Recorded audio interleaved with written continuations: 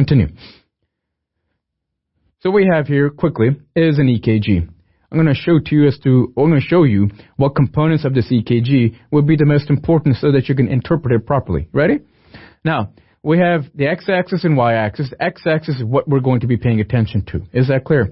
The x-axis it represents or will show you the different types of waves, either positive deflection and negative deflection. Before we go on, I wish for you to take a look at a little bit of math up above so that you clearly see as to the difference between a little box and a big box. Okay?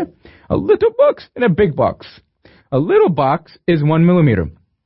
It represents 0.04. Memorize that if you haven't already. You see that little box right there? That little box represents 0.04. So from henceforth, whenever I talk about little box, I'm talking about 0.04. Is that clear? A big box is 5 little boxes. Okay? So a big box is 5 little boxes. Can I be any more dramatic? So if you take 5 of those little boxes, what is your time?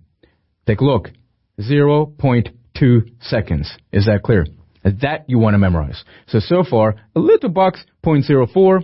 A big box is 0.2. Why is that important?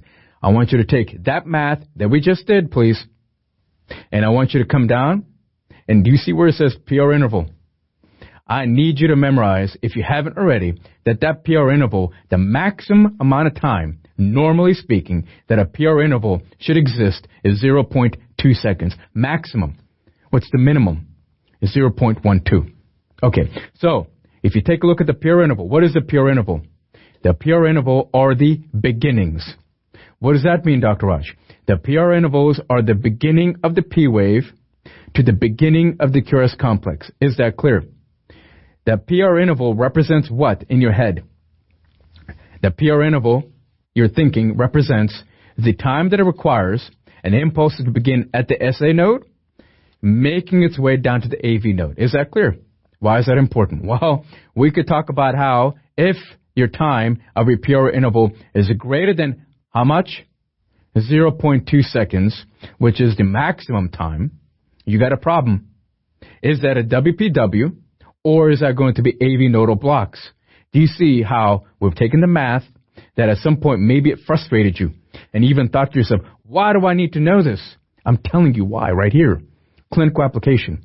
So if you find your 0.2 seconds to be greater for PR interval, then that is obviously AV nodal block, right? Because things are slowing down. And we'll talk about that upcoming. Whereas if it's less than 0.12 seconds, that brings us to a very, very, important diagnosis known as WPW. Now, that's only one component. But do you see as to how that time becomes very important for us and how the little box and the big box will play huge roles? Let's continue. On our x-axis, the P wave, we all know, means originating of our SA node. The electrical activity, you tell me, and we mentioned this a bunch of times, what goes through your body first? What goes through the heart first? Electrical activity, followed by the mechanical activity. What does the P wave represent for mechanical activity? The A wave. Are you seeing it? Take a second. Okay, you saw it in your head. P wave represents A wave. A wave represents atrial kick, correct? That's the mechanical activity. What's that part of again? One more time. Late diastole. Good. Let's continue. So now we have our QRS complex. We just discussed PR interval. The QRS complex represents strictly represents only the ventricular depolarization. All it represents is ventricular depolarization. Now, if you're talking about ventricular depolarization, then what are we referring to? It's the fact that we have, remember, an action potential way back, basic concepts of physiology for cardiology. It's the fact that you have 0, 1, 2, 3, 4. Okay? 0, 1, 2, 3, 4. You tell me with phases 0, 1, 2, 3, 4, which one of those represents ventricular depolarization. It is obviously phase 0. Right? Phase 0. What does phase 0 mean to you? So I'm really having you review your basics right now. So that phase 0 and how important this is, really important.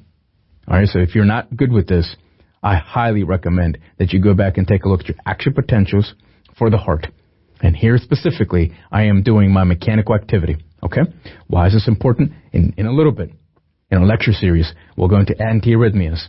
And if you haven't understood this, things are getting complicated. I don't want you to get frustrated. It's about really building upon your information here. Okay, so that voltage-gated sodium channel is what that is. That phase 0 is a voltage-gated sodium channel, isn't it? And you have an M and H gate.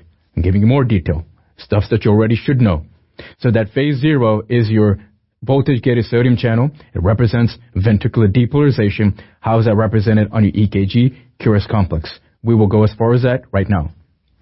We'll go into further detail as we go into phase 1, phase 0, phase 1, phase 2, which is plateau, and phase 3. Right now, we're focusing upon phase 0, voltage-gated sodium channel. It has an activation gate and an inactivation gate. This is represented on your EKG by the QRS complex, ventricular depolarization. Now, let's move on to the next portion. The all-important ST segment, The ST segment, a bunch of things we've talked about. If I told you non-STEMI, non-ST elevation myocardial infarction, give me some differentials, please. If all that you see in a stem of a question or an attending tells you, son or daughter, tell me about non-STEMIs, you're going to step up to the plate and you're going to tell them what? You're going to say maybe, just maybe, this is subendocardial type of myocardial infarction. What kind? Subendocardial myocardial infarction. Or this was a angina. Correct? What kind of angina is the attending asking you? You're not going to tell the patient you're not going to tell the attending that it's vasospastic angina. More likely, you're referring to stable or perhaps unstable angina, right? And there you had ST depressions. You had ST depressions. Those were your non-STEMIs. Is that clear? What if it was ST elevations? If it's ST elevations, the differentials would be transmural type of myocardial infarction or maybe vasospastic. Now the attending or licensing exam is asking you, well, how can you distinguish? How can you confirm? You're looking for cardiac enzymes. If cardiac enzymes are present, then you know your patient for sure had some type of myocardial infarction. If not, then your differentials are a little bit more. So ST segment, we spent a lot of time there. You know that normally it should be isoelectric. And then we have the T wave. Tell me about that T wave. Well, that T wave represents a ventricular repolarization. So ventricular repolarization, now you tell me. If you're referring to action potential, now this could be a tricky question if you haven't properly studied, if you haven't properly understood your pathophysiology. The T wave represents ventricular repolarization. If it's an action potential of mechanical type that I'm referring to, meaning phase 0, 1, 2, 3, 4, you tell me what phase of your action potential is represented by your T wave. Phase 0, we already talked about, was QRS, depolarization. Phase 2 is plateau. That's your calcium influx. And that actually is your ST segment. Is that clear? How can you remember that? Plateau, phase 2, ST segment, flat. Here's phase 3. Have you ever put that into context? I hope you have, because you know this is a beautiful thing. So if that potassium is effluxing during phase 3, isn't that repolarization? Of course it is. So that is your T wave. Wonderful. Finally, we have our QT. That's important, isn't it? Why? I just got done talking to you about Torsades de Pointes. What did I say was a predisposing factor to Torsades de Pointes? It was a prolonged QT interval. So if that QT interval was prolonged, what caused it? Maybe drugs, more commonly, Antiarrhythmics, such as your sodium channel blockers, class 1.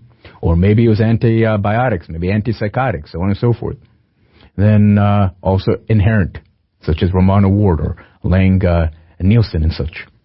Well, if you have a prolonged QT interval, you're predisposed to Torsades de Pointes. These are some of the most important points of this EKG. You're paying attention to x-axis. Everything that I just went through here is just to give you clinical application. In the subsequent lecture series, we will dive into details further, and further, but it all begins with knowing the foundation.